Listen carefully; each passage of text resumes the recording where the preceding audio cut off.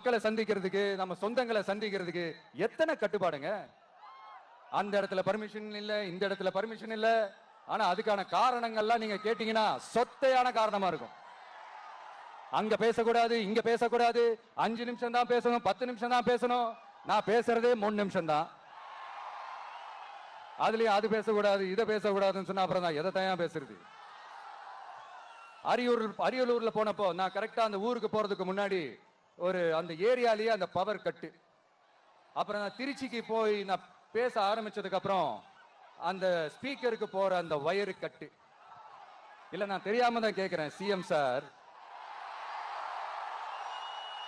For example, இப்ப ஒரு RSS தலைவர் இங்க வராருன்னு வச்சுக்கோங்க, இல்ல நம்ம பிரதமர் மோடிஜி அவர்களோ இல்ல உள்துறை அமைச்சரோ இங்க வராருன்னு வச்சுக்கோங்க.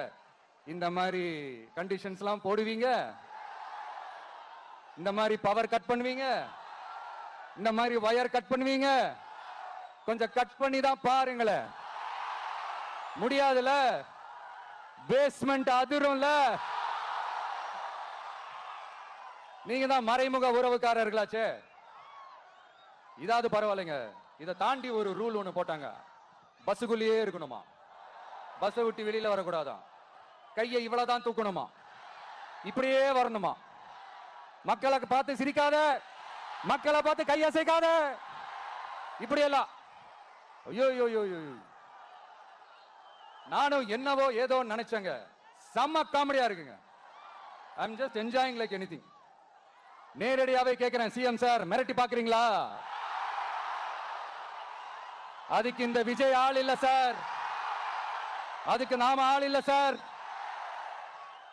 என்ன செஞ்சிருவீங்க? மேக்சிமம் கொள்கைய சும்மா பேருக்கு மட்டும் வச்சுக்கிட்டு குடும்பத்தை வச்சு கொள்ளையடிக்கிற உங்களுக்கே இவ்வளவு இருந்தா, சொந்தமா உழைச்சி சம்பாதிச்ச எனக்கு எவ்வளவு இருக்கும்?